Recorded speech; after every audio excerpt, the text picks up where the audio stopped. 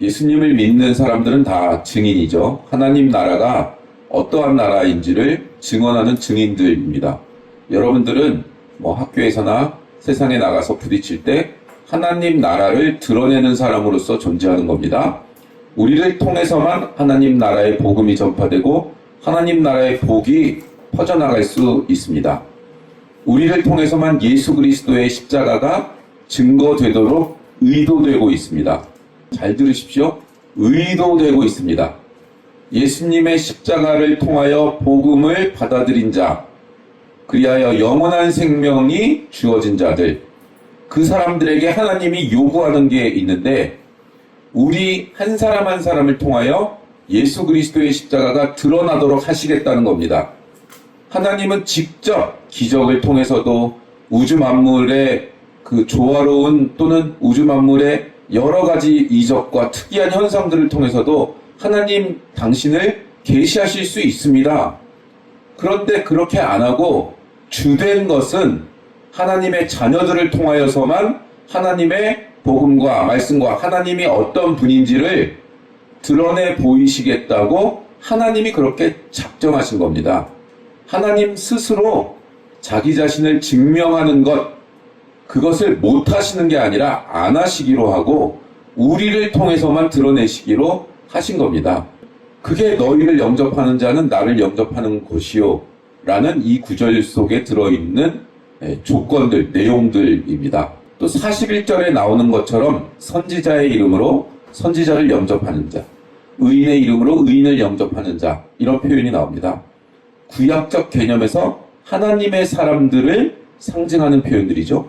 근데 재밌는 것은 42절에 가서 선지자, 의인이라고 부른 이 사람들을 작은 자, 예전 성경으로는 소자, 작은 자라는 표현으로 표현이 바뀝니다.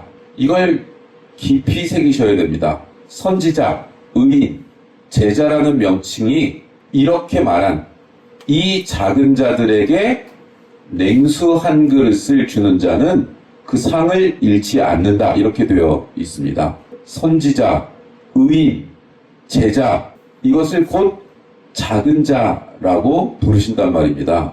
예수님이 그러신다고요. 작은 자라고 부른다고요. 아니, 전 세계에서 그 어떤 철학자, 사상가, 엘리트들도 알지 못하는 진리를 알게 된 자들인데 하나님 나라의 대사 자격으로 이 땅 가운데 보내진 사람들인데 그 사람들을 작은 자라고 한다고요. 하나님 나라의 대사들은 이 세상 사람들의 눈으로 볼 때는 보잘것없는 사람으로 그렇게 보인다.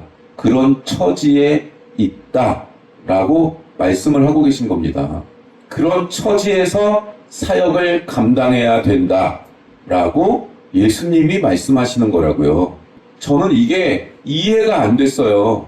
목사 자식이었는데 우리 규빈이 예영이처럼 목사 자식이었는데 아니 이 목사라는 사람들과 이 교회라는 곳이 이렇게 좀 침침하고 깔끔하지도 못하고 궁상맞고 궁핍하고 왜 그러나 몰라. 왜 그러나 그게 너무 답답하고 이해가 안 되고 동의가 안 됐다고요. 예수님을 만난 것도 아니었고 그냥 아빠가 목사였을 뿐이니까 그런 교회를 싫어했습니다. 하나님을 부인해 본 적은 없는 것 같아요. 어떤 신적인 존재는 어렸을 때부터 계속 느꼈어요. 그래서 하나님을 부인은 못하겠는데 근데 교회는 싫더라고요. 성도라는 사람들이 싫고 목사라는 사람들이 싫더라고요. 이거 아는 데까지 지금 50년이 넘는 세월이 걸리는 거예요. 이걸 인정하고 그래 내 안에 7 부적 중에 이걸 죽이자. 이걸 자꾸 버려야 된다. 죽여야 된다. 버리는 걸로 안 되죠. 죽여야 되고 그 죽인 자리에 성령님이 오셔야 된다. 이걸 각오하고 결단하고 이 세상적인 미련, 내가 하고 싶었던 것들 그걸 선택하지 않고 작은 자로 있는 것에 익숙해지자. 자꾸 포기하자. 이걸 결단하는데 이걸 아는데 50년이 넘게 걸린다고요. 이거 하고 싶겠어요? 내 친구들 다 나이키 신는데 나는 이상한 거 그 당시에도 10만 원이 넘었어. 나이키. 나 초등학교 때. 그런 걸 어떻게 신지? 아닌가? 10만 원이 아니었나? 하여간 굉장히 큰 돈이었어요. 근데 나는 그거에 10분의 1도 안 되는 신발 신어야 돼. 그게 계속 불만으로 생기잖아요. 이 세상의 것들로 내 욕구가 채워지질 않으니까. 마태복음 25장에 가시면 이 소자, 작은 자에 대한 아주 분명한 표현이 나옵니다. 마태복음 25장 31절 이하의 말씀입니다. 인자가 자기 영광으로 모든 천사와 함께 올 때에 자기 영광의 보좌에 앉으리니 모든 민족을 그 앞에 모으고 각각 구분하기를 목자가 양과 염소를 구분하는 것 같이 하여 양은 그 오른편에 염소는 왼편에 두리라. 그때 임금이 그 오른편에 있는 자들에게 이르시되 내 아버지께 복받을 자들이여 나와 창세로부터 너희를 위하여 예비된 나라를 상속받으라. 내가 주일 때 너희가 먹을 것을 주었고 목마를 때 마시게 하였고 나그네 되었을 때 영접하였고 헐벗을 때 옷을 입혔고 병들었을 때 돌보았고 옥에 갇혔을 때 와서 보았느니라.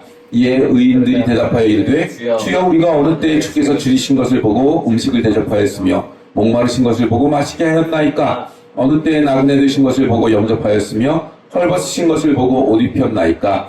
어느 때에 병드신 것이나 옥에 갇히신 것을 보고 가서 배웠나이까 하리니 임금이 대답하여 이르시되 내가 진실로 진실로 너희에게 이르노니 너희가 내 형제 중에 지극히 작은 자 하나에게 한 것이 곧 내게 한 것이니라 하시고, 내 형제 중 지극히 작은 자 중에 하나, 이 사람에게 한 것이 내게 한 것이래요.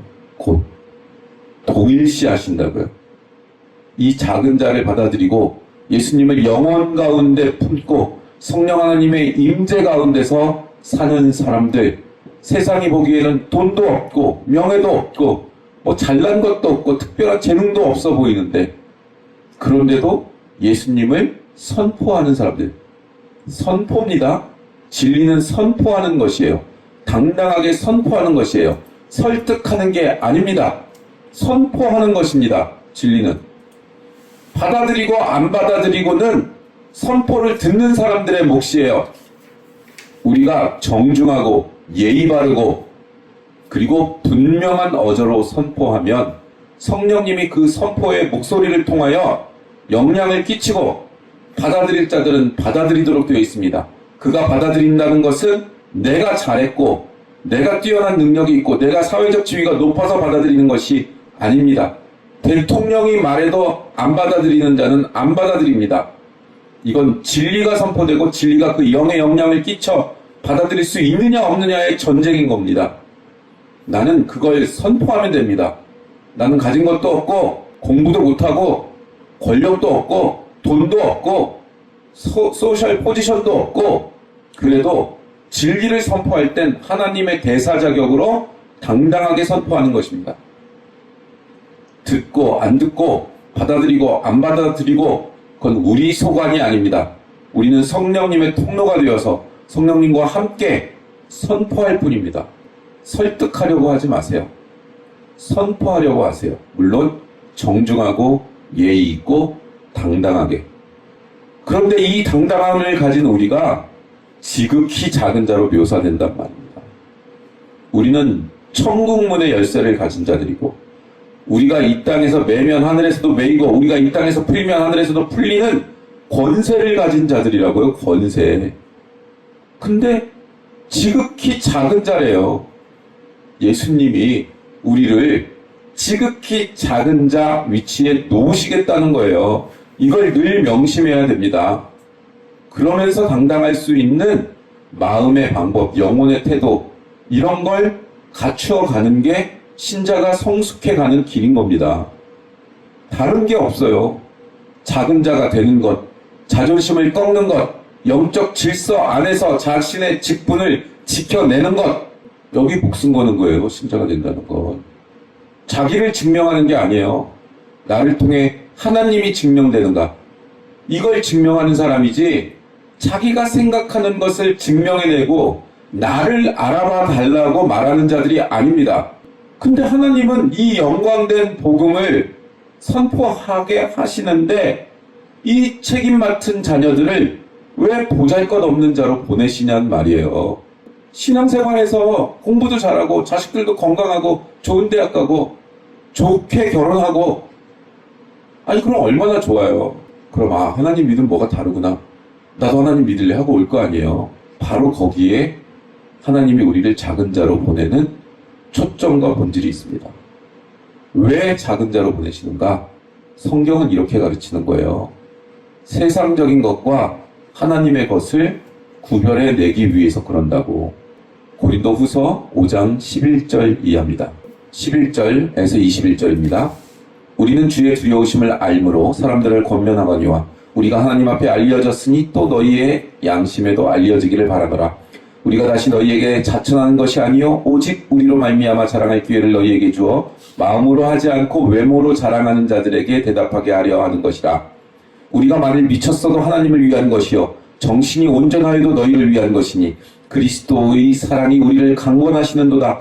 우리가 생각하건대 한 사람은 모든 사람을 대신하여 죽었은즉 모든 사람이 죽은 것이라. 그가 모든 사람을 대신하여 죽으심은 살아있는 자들로 하여금 다시는 그들 자신을 위하여 살지 않고 오직 그들을 대신하여 죽었다가 다시 살아나시는 이를 위하여 살게 하려 함이라.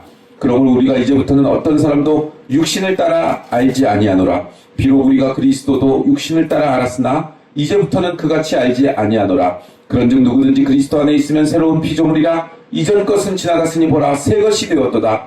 모든 것이 하나님께로서 났으며 그가 그리스도로 말미암아 우리를 자기와 화목하게 하시고 또 우리에게 화목하게 하는 직분을 주셨으니 곧 하나님께서 그리스도 안에 계시사 세상을 자기와 화목하게 하시며 그들의 죄를 그들에게 돌리지 아니하시고 화목하게 하는 말씀을 우리에게 부탁하셨느니라. 그러므로 우리가 그리스도를 대신하여 사신이 되어 사도가 되는 겁니다. 대사가 되는 거예요. 하나님이 우리를 통하여 너희를 권면하시는 것 같이 그리스도를 대신하여 간청하노니 너희는 하나님과 화목하라. 하나님이 죄를 알지도 못하신 이를 우리를 대신하여 죄로 삼으신 것은 우리로 하여금 그 안에서 하나님의 의가 되게 하려 하심이라. 아멘. 세상 사람들의 눈으로 볼 때는 지극히 작은 자로 보내신다. 무슨 차이요? 우리가 소망하고 우리가 목표하고 우리가 중요시하는 것은 하나님과 화목하게 하는 것이래요. 육체를 따라 알지 않는데요. 이제부터는 하나님과 화목하게 된 것을 분명히 보이게 하기 위해서래요. 10장 내내, 마태복음 10장 내내 세상과 우리는 다르다. 화목하려고 하지 마라. 칼을 주러 왔다. 말씀하시는 거죠. 이 세상에 속하지 아니하였다. 너희는 너희 육신이나 멸하는 것들을 두려워하지 말라. 영원한 생명을 소유한 자를 두려워하라. 이걸 증거하기 위하여 세상과 우리가 어떻게 갈라져 있는지를 보이기 위하여 하나님과 화목된 것으로 증거할 것을 요구받고 있는 겁니다. 우리가 화목하니 세상의 것들은 없는데 세상이 갖지 못한 것들을 갖고 살아가는 모습을 세상 속에 보이게 하시겠다는 거예요. 예수 그리스도만을 위하여 살아가는 그 모습만을 보이게 하겠다는 거예요. 그래서 세상 것들이 없게 하는 과정을 하나님께서 거치게 하신다는 거예요. 그래서 세상에 대하여는 반드시 실패한 자로 서는 그 순간, 반드시 그 순간을 겪게 하십니다. 이 세상 가운데서. 그 세상 것을 빼앗기는 완전히 잿더미가 되는 그 순간이 진짜 신자가 되는 순간이라고요. 간혹 세상적으로 명예도 있고 권력도 있고 다 돈도 있고 그런데도 신자인 분들이 있어요. 간혹 있다고요. 100만 명에 한 명이나 1000만 명에 한 명 이렇게. 그건 이 세상의 것들도 하나님의 것인데 이 세상의 것들을 맡은 자가 어떻게 하나님의 뜻에 따라 그 맡은 것을 쓰는지를 보게 하기 위한 모델링이지, 그 사람 하나 간증 듣고 그 사람 쫓아가지고 나도 성공하겠다 이렇게 가면 정확히 성경의 의도, 우리가 구원받은 의도와 반대로 가는 거라고요. 그러니까 간증 듣는 것 조심해야 된다고요. 하나님의 뜻이 드러나는 것이 핵심이지, 그 사람이 열심히 헌금하고 교회 생활했더니 성공했다 이렇게 이해하면서 가버리면 그렇게 다 이해하죠. 그럼 정확히 성경과 반대로 가고 그건 신앙이 아니고 우상숭배입니다. 정확히 하나님을 불교나 다른 종교로 만든 거예요. 오히려 하나님을 모독하고 있는 거라고요. 십자가를 모르는 거라고요. 아니, 십자가를 통과하지 않고 어떻게 교회에 앉아가지고 하나님의 자녀라고 할 수 있어요? 그럴 수 없습니다. 이걸 잘 점검하셔야 됩니다. 우리가 정말 신령한 것을 사모하는지, 이 세상의 것을 갖고자 하기 위하여 하나님이 필요한 건지, 이 우선순위가 어떻게 된 건지, 정말 하나님이 나한테 우선순위 제일 처음인지, 그에 따라서 결정하는지, 그것에 따라 결정할 수 있습니까? 예전에 제가 고등학교 때부터 운동권이었을 때 정말 제 주변에 뛰어난 친구들이 많았거든요.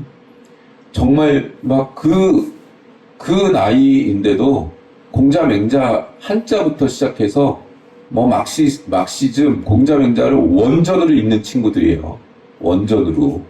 그리고 대학생 뭐 그 유명한 서울대 미학과를 나온 모모씨, 진모모씨 이런 사람 그 형들 막 하고 그 사상 철학을 논하는 그런 레벨의 친구들이었다고요. 그 친구가 이제 수원에 있는 한신대학이라고 신학대학이지만 운동권의 뭐 성지 같은 굉장히 강력한 운동권이 자리 잡은 신학교인데 거기 후기 대학교에서 공부 못해도 가는 곳이었어요. 근데 거기를 자기는 운동권이니까 혁명가니까 거기를 가야 되는데 전기 떨어지고 후기를 가는 거니까 자존심이 상하잖아. 그러니까 전기를 뭐 공부도 안 했는데도 전기를 그 당시에 경희대는 굉장히 지금도 뭐 어느 정도 위치에 있잖아요. 경희대를 일단 붙어. 그리고 나서 안 가. 내가 실력이 없어 여기 가는 게 아니야를 증명하고 그 다음에 한신대를 간 거예요. 그 고등학교 때도 열심히 화염병 던지고 하던 친구인데 자기를 증명하기 위해서 그러더라고요. 여러분, 하나님을 증명하기 위하여 무엇을 먼저 하십니까? 하나님을 증명하기 위하여 여러분 규빈이 서울대 갈 실력 되는데 하나님이 저 어디 뭐 지방 전라남도 끝에 있는 막 그런 대학에 가라, 뭐 군산에 있는 대학에 가라, 갈 수 있습니까? 붙어놓고 안 가고 그 군산에 있는데 갈 수 있어요? 그 각오가 돼 있냐고요. 아니 이게 되게 추상적으로 뭐 이렇게 얘기하면 아름답다 그래야지 감정으로는 각오하죠. 실제 현실을 다뤄야 돼. 현실에서 서울대를 붙었어. 과 수석으로 붙었어. 꽤 괜찮은 과를. 근데 하나님이 너 거기 아니다. 저기 가라. 저 밑에 지방대학 가라. 폐교 직전에 학생도 없는 데를 가라. 거기서 네가 구원할 자가 있다. 거기에 오는 학생 중에 내가 3명을 구원해야겠는데 너를 통해 하겠다. 서울대 수석 그거 포기하고 갈 수 있냐고요. 이걸 다루는 게 신앙이라고요. 이걸 다루는 게. 여러분 돈 포기할 수 있어요? 돈 포기할 수 있냐고. 그러니까 세상적인 가치를 포기하면 우리한테 그렇게 많은 돈이 필요하지 않습니다. 하나님을 위해 살겠다 그러면 그렇게 많은 걸 증명해낼 필요도 없고 돈도 별로 필요 없어요. 돈을 이렇게 많이 쓰면서 살 필요도 없다고. 되게 자유롭고 자연스럽고 평안하고 샬롬 가운데 살 수 있어요. 우리가 갈등하고 힘든 건 세상적인 것을 못 놔서 그런 거예요. 그렇지 않습니까? 저는 제가 경험한 내 안에 있는 세상적인 것들, 이걸 다 경험을 통해 이게 결과가 안 좋구나, 이런 걸 깨달아 알면서 포기하고 그러고 살고 있어요. 나이가 들고 이제 몸이 점점 더 아프고 그러니까 이게 점점 더 내 생명 다하도록 주와 함께하면서 늘 찬송하면서 주께 더 가기를 원합니다. 이게 더 절실해져요. 점점 더.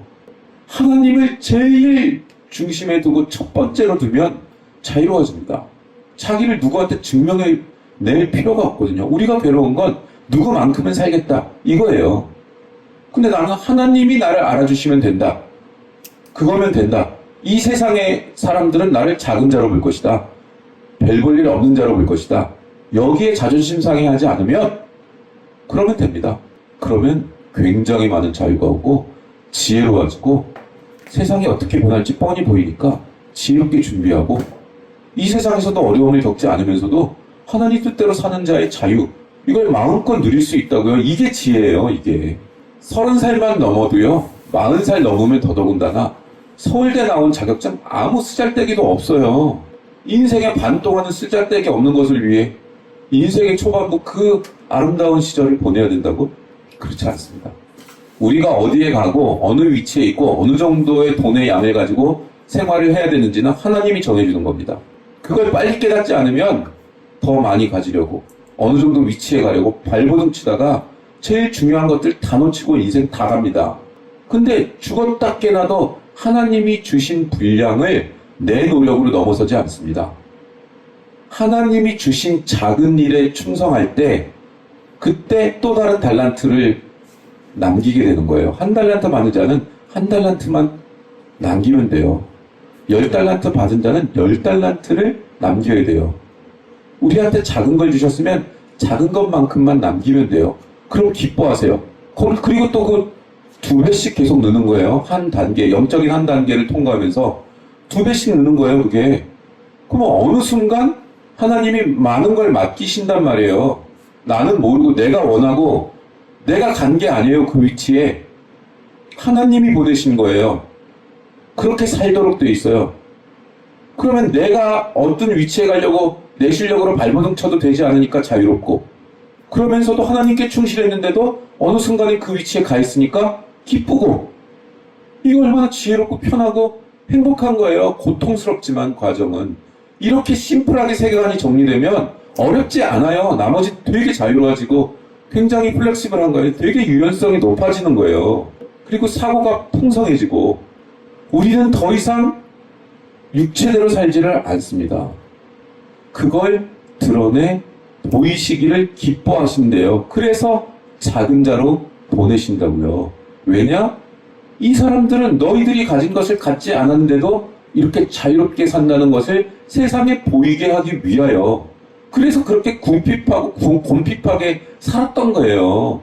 근데 그분들이, 우리의 선배들이 그 궁핍한 대로 사는 것을 억울해하지 않고 그 가운데서도 자유를 누리는 정말 그 정도 수준의 영성에 있었다면 좋은 영향력이 나한테 있었을 텐데, 그 와중에도, 그걸 가는 와중에도 하나님이 나를 성공시키리라 하는 걸 포기하지 못했기 때문에 고생은 고생대로 하고 영적 열매도 없는, 영적인 자유함도 없고 당당함도 없는 그런 걸 물려주게 된 거란 말이에요.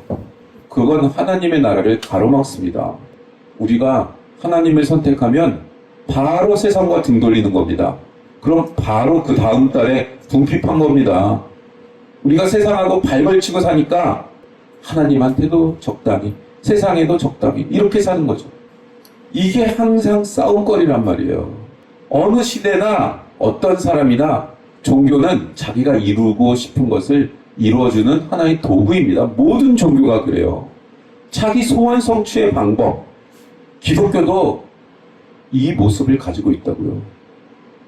종교를 빌어서 세상에 원하는 것을 얻어내는 것, 그 방법으로 쓸 수 있다고요. 그건 신앙이 아닙니다. 하나님을 속이고 자기를 속이는 겁니다. 그건 우상 숭배입니다. 하나님을 모욕하는 겁니다. 여기서부터 돌아서십시오. 내가 기도하고 열심히 사업했더니 하나님이 나를 사업으로 성공시켰노라. 이런 환상 같은 거 버리십시오. 이제 세상은 우리에게 세상의 이 권력과 돈, 명예를 네가 선택할래? 하나님 선택할래? 딱 2가지 중에 하나만 선택할 수 있어. 이렇게 물어보는 시대가 열릴 겁니다. 아니, 이미 열려 있습니다. 전 세계 모든 부가 이제 블록체인 위에 올라가고, 블록체인 위에 올라간다는 걸 투명하게 다 볼 수 있다는 겁니다. 이 안에서만 살아라 그러는데, 근데 이 안에서 살려면 하나님을 믿지 않아야 된다로 교묘하게 세상이 흘러갈 텐데, 신앙을 점검하셔야 됩니다. 내가 정말 하나님의 사람으로 쓰임을 받고 있는가? 나는 하나님께 무엇을 보상으로 요구하고 있는가? 이걸 정확하게 물어보십시오. 고린도 후서 4장, 한 장 앞장입니다. 한 장만 앞으로 넘기세요. 5절 이하입니다. 우리는 우리를 전파하는 것이 아니라 오직 그리스도 예수의 주 되신 것과 또 예수를 위하여 우리가 너희 종된 것을 전파함이라. 어두운 데에 빛이 빛이라 말씀하셨던 그 하나님께서 예수 그리스도의 얼굴에 있는 하나님의 영광을 아는 빛을 우리 마음에 비추셨느니라. 우리가 이 보배를 질그릇에 가졌으니 이는 심히 큰 능력은 하나님께 있고 우리에게 있지 아니함을 알게 하려 함이라. 우리가 사람으로 우겨쌈을 당하여도 쌓이지 아니하며 답답한 일을 당하여도 낙심하지 아니하며 박해를 받아도 버림받지 아니하며 거꾸러뜨림을 당하여도 망하지 아니하고, 우리가 항상 예수의 죽음을 몸에 짊어짐은 예수의 생명이 또한 우리 몸에 나타나게 하려 함이라. 우리 살아있는 자가 항상 예수를 위하여 죽음에 넘겨짐은 예수의 생명이 또한 우리 죽을 육체에 나타나게 하려 함이라. 그런즉 사망은 우리 안에서 역사하고 생명은 너희 안에서 역사하느니라. 아멘. 이제 이 구절들이 이해가 되시겠죠? 7절에 우리가 이 보배를 질그릇에 가졌으니 이는 심히 큰 능력은 하나님께 있고 우리에게 있지 아니함을 알게 하려 함이라. 보화를 가졌는데 우리는 질그릇이라고요. 그래서 보화가 눈에 띄지 질그릇이 눈에 띄지 않는다고요. 보화를 보통의 사람들은 보석을 엄청나게 비싼 보석함에 둡니다. 그만한 가치를 담아야 되니까 보석함도 엄청나게 좋은 것으로 비싼 것으로 한다고요. 우리 심리도 그렇잖아요. 우리 심리도 명품이 있으면 옷장도 명품이어야지, 실내 인테리어도 명품이어야지. 근데 이 세상에 유일한 진리를 담고 있는데 질그릇이래요. 그러니까 이 운명을 포기할 거면 세상으로 가서 열심히 돈 벌고 살란 말이에요. 열심히 돈 벌고. 근데 이 진리를 포기하지 못하겠고 나는 이 진리를 쓰면서 살겠다고 작정했고 결심했고 자기 생명과 운명을 맡겼다고 적어도 각오했다면 그 질그릇으로 살라고요. 내가 질그릇 취급받는 것을 이상히 여기지 말라고요. 그럼 자유가 옵니다. 그 진짜 품격이 시작됩니다. 그리고 세상을 정말 지혜롭게 살 수 있습니다. 뱀처럼 지혜롭게. 이게 된 다음에 하는 거예요, 세상을. 세상의 원리란 것도 하나님이 다 운행하시는데, 그러면 영적 길이 보입니다. 거기서도. 거기에 여러 가지 것들이 섞여 있으니까 길이 안 보이는 거예요. 그런즉 사망은 우리 안에서 역사하고 생명은 너희 안에서 역사합니다. 우리는 죽어요. 그리고 나 자신은 죽지만 예수 그리스도의 생명이 나를 통하여 나가는 거예요. 사망이 역사해야 됩니다. 자신에게. 사망이 역사해야 돼요. 하나님께 속한 보물을 소유했다는 걸 알게 하기 위하여 우리는 질그릇이 되는, 깨지는, 그래서 그 역할을 못하는, 육신의 역할은 못하는 그런 단계로 가는 그 죽음의 과정을 겪습니다. 하나님께 있는 것, 모든 것이. 그것을 증명해야 되니까요. 우리를 통하여. 그러므로 우리가 유일하게 가치를 느낄 수 있는 것은 하나님이 나를 인정하시는구나. 그걸 받는 거예요. 유일한 감사거리입니다. 하나님이 인정하는 것을 경험하고 느끼면 나 외에 모두 탑니다. 저는 여러분을 제 몸처럼 사랑하지만 하나님 나라에서 영혼 대 영혼으로 설 때는 나는 인정을 받으면 보통은 가족이 인정을 안 합니다. 하나님의 나라의 것들을 요구하는데 세상의 것들로 훈련된 사람들이 세상의 것이 더 강하면 그러면 인정하지 않죠. 이해가 안 된다. 가부장제다. 뭐 이렇게 나올 거 아니에요. 이 세상 스럽지 않다. 지금 시대가 어느 시대인데. 아니 그게 아니고 성경이 가르치는 질서가 이렇잖아. 라는 게 안 통합니다. 그래서 가장 가까운 가족이 핍박하는 거예요. 그래서 칼을 쥐러 왔다 그러는 거예요. 그게. 우리가 질그릇이 되면 세상은 낮춰보죠. 근데도 이상하다고 생각해야 됩니다. 우리를 보고. 너는 왜 돈도 없고 재능도 별론데 항상 그렇게 밝고 너 왜 당당하냐. 근데 너는 내가 입은 옷 같은 걸 못 입었잖아. 근데 왜 그렇게 당당하냐. 그게 세상 사람들이 우리를 접하면 그렇게 느껴야 됩니다. 우리를 만났을 때. 저 사람 참 이상하다. 그게 하나님을 증거하는 거예요. 야, 너 하나님 믿어가지고 세상적인 보상이 하나도 없는데 뭐 때문에 그러고 기뻐하며 사냐? 넌 우리 집은 참 부자고 애들도 다 좋은 대학을 가는데 이렇게 가정이 지옥 같은데 니네는 애들도 뭐 재능도 별로고 생긴 것도 별로고 돈도 없고 뭐 할 수 있는 것도 별로인데 왜 니네 가정은 그렇게 화평하냐? 부럽다. 이게 돼야 된다고요. 이게 하나님이 원하시는 거라고요. 이게 기본이라고요. 이게 가정교회의 기본.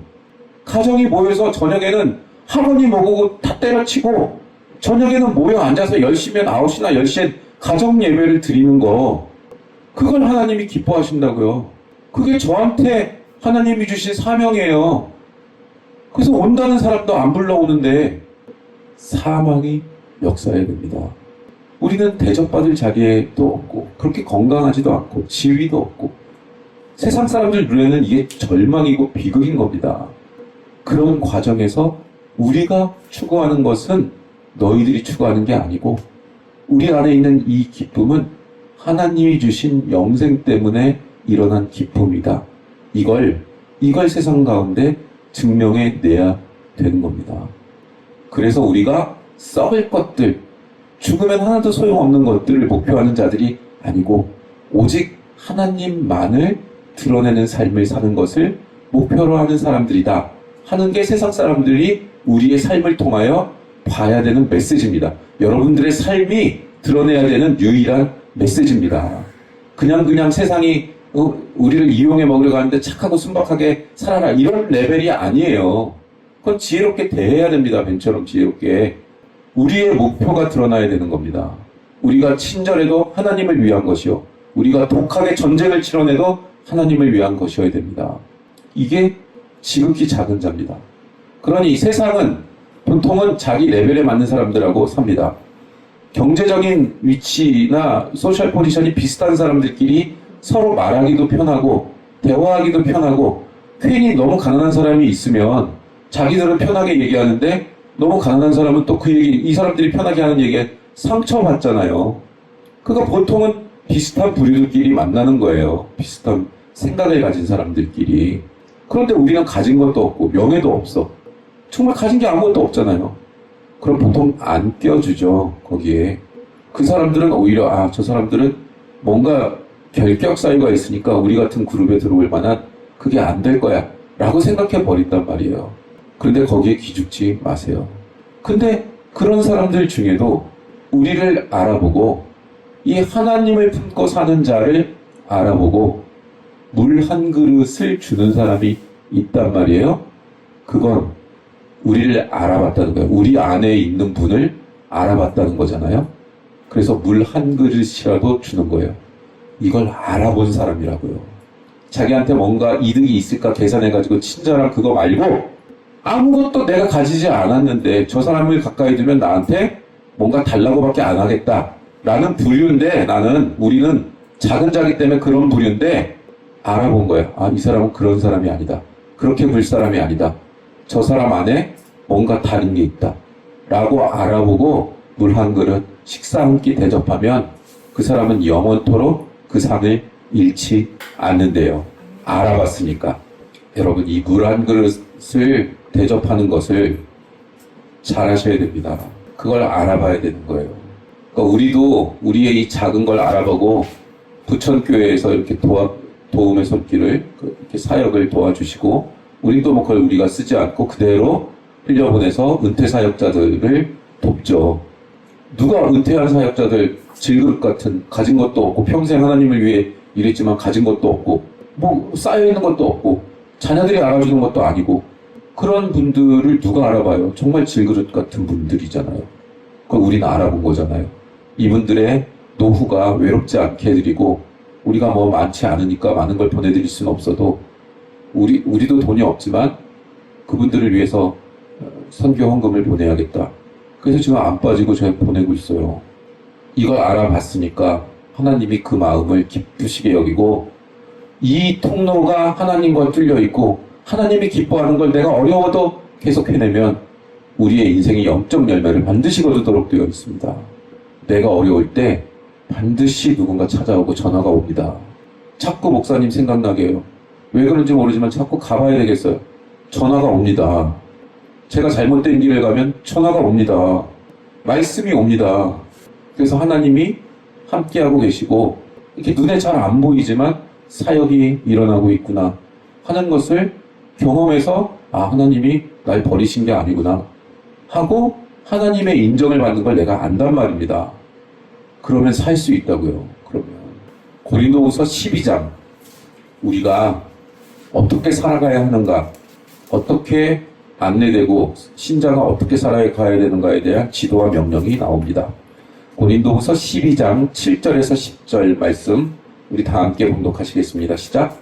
여러 계시를 받은 것이 지극히 크므로 너무 자만하지 않게 하시려고 내 육체에 가시고 사탄의 사자를 주셨으니 이는 나를 쳐서 너무 자만하지 않게 하려 하심이라. 이것이 내게서 떠나게 하기 위하여 내가 3번 주께 간구하였더니 나에게 이르시기를 내 은혜가 내게 족하도다. 이는 내 능력이 약한 데서 온전하여짐이라 하시니라. 그러므로 도리어 크게 기뻐함으로 나의 여러 약한 것들에 대하여 자랑하리니 이는 그리스도의 능력이 내게 머물게 하려 함이라.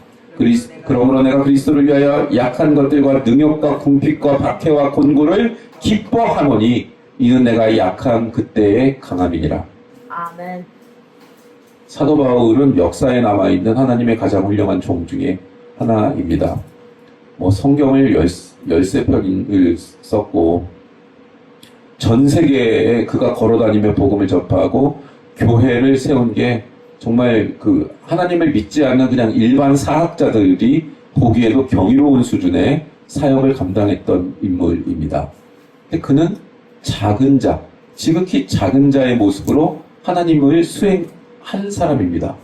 늘 매맞고, 늘 먹을 게 없었고, 핍박의 대상이었고, 돌에 맞고, 곤장을 맞고, 죄수로 잡혀가고, 굉장히 평생토록 이러고 살았어요. 근데 그의 말을 보면, 그런 일들을 겪은 거에 대해서는 불만이 하나도 없어요. 여러분 잘 들으세요. 고생한 거에 대해서는 불만이 하나도 없다고요. 근데 이렇게 고생해도 불만이 없는 그가 하나님 앞에 단 한 가지만 구했어요. 사탄의 사자가 자기 몸에 있대요. 그러니까 학자들은 이거를 내 몸에 너희를 시험하는 것이 있다라는 표현이 가지는 그 원문이 간질병이라는 단어의 어근과 같기 때문에 그냥 그럴 거다라고 그냥 추측을 하는 거예요. 누구도 몰라요. 어떤 사람은 간질병이다. 이게 제일 많은 해석이고, 그 다음에 눈에 병이 있었다라는 사람도 있고, 그 다음에 이제 어떤 분은 고자로, 천국의 고자로 살았으니까 성욕을 주체하지 못하는 어떤 것들이 있었다. 그것하고의 갈등이 있었다. 이렇게 해석하는 분도 있어요. 근데 간질병이 제일 많은 해석이니까 보면, 그래요. 하나님 대중들을 향해서, 안 믿는 헬라의 사람들을 향해서 진리를 선포하고, 그들이 설득이 되고, 진리에 선포된 것을 받아들이고 하는 역사가 막 일어났어. 그들은 그리스 철학을 가지고 있는 사람들인데 그들이 변했다고. 그러면 이 사람이 선포한 진리의 내용이 얼마나 대단한 거예요. 그에게는 권위가 있잖아요, 그러면. 근데 진리를 선포하고 사람들은 변했는데 선포하자마자 간질병으로 들어놓아가고 개거품을 문다고 생각해봐. 아니, 너는 사람들이 병도 고치고 귀신도 쫓아내더만 왜 너는 개거품을 물고 사람들 앞에서 뒤비져 누워가지고 개거품을 무냐? 하나님한테 너나 고쳐달라고 해라. 네 하나님이 진짜 하나님 맞냐? 이러지 않겠냐고요. 그러니까 이 사탄의 사자를 고쳐달라는 것조차도 자기를 위해서가 아니라 하나님의 복음이 퍼져 나가는데 방해가 되니까 고쳐달라고 한 거예요. 사도 바울은 자기를 위하여 사는 게 없어. 자기가 하나님께 간구하는 그것 자체가 하나님의 복음을 위한 거라고요. 그런데도 안 들어주셔, 하나님이. 그런데도 안 고쳐주신다고. 핵심이 뭐예요?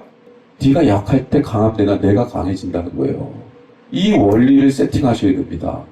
끝까지 안 들어줘. 네가 약해야 내가 드러난다는 거예요. 네가 질그릇이 돼야 내가 드러난다는 거예요. 이거 어렵습니다. 어려워요. 아는데도 하기는 싫어. 근데 우리는 이 길을 가야 되는 겁니다. 이 길을. 우리는 내가 대접받고 싶고 생색내고 싶은 거예요. 우리 교회가 뭘 잘해가지고 정부에 뭐를 하고 가난한 자들을 돕는데 어떤 센터를 세워가지고 여기서 노숙자들도 하고 뭐도 하고 그런 거 하고 싶은 거예요. 그런 거 안정적인 거 드러나는 거 신문에 나오고 인터뷰하는 거 좋은 일 하는 걸로 내 명예를 드높이고 싶은 거 그런 거 하고 싶은 거라고.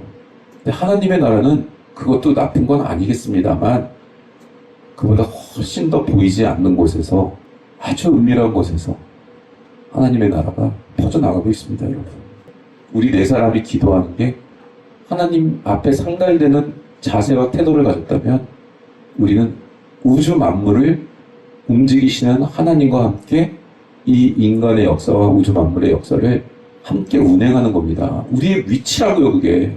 근데 작은 자로 내가 드러나는 게 아니라 하나님이 드러나도록 그렇게 부름받았다는 것.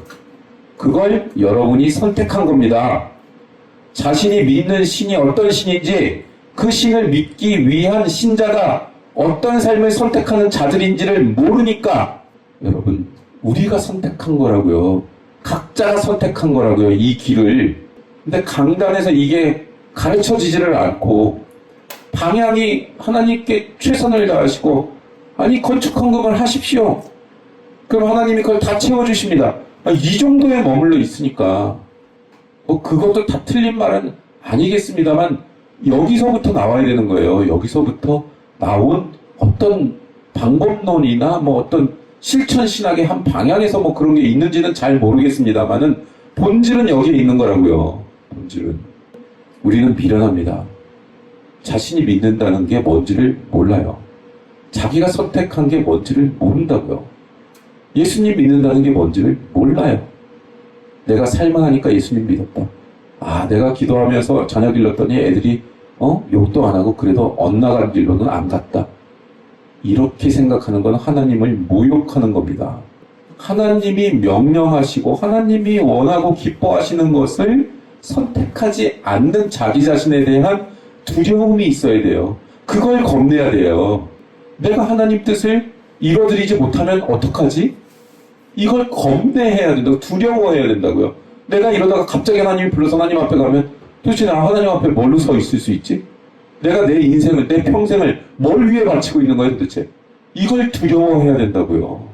여러분, 여러분이 신자가 되었다는 걸 무엇을 통해 경험해 본 적이 있어요? 하나님이 여러분의 생애를 통하여 함께 하시고 나를 지키시는구나. 이걸 언제 경험하셨나요? 하나님의 영광이 이 작은 자를 통하여 정말 역사하시는구나. 이 기적을 체험하는 게 언제셨나요? 하나님의 사람으로 산 적이 없으면 이 일은 일어나지 않습니다. 여러분이 분별하고 여러분이 선택한 삶이에요. 이걸 믿기로 결정한 것이라고요. 신자가 되었다는 건. 그 길을 가셔야 됩니다. 그 결정을 책임지셔야 됩니다. 하나님과 서운한 게 있으면 지키셔야 됩니다. 그게 신자예요. 근데 왜 못하고 있죠? 이 세상이 만만하지 않으니까 죽을 것 같거든요. 그런데 이제 결정하셔야 됩니다. 하나님 앞에 인정을 받고 세상과 싸우는 이 거룩하고 복된 결정을 실행하셔야 됩니다. 시대가 악하고 세월을 아껴야 됩니다. 하나님의 백성이라고 하고 세상에 빠져 있고 몸을 세상 속에서 못 빼낸다면 그게 게으른 겁니다. 못난 겁니다. 그런 것들을 빨리 정리하시고 하나님이 가장 우선순위에서는 결정들을 하는 그 지혜가 우리 가운데 평생토록 죽을 때까지 있게 되기를 주님의 이름으로 축원합니다. 아멘. 아멘.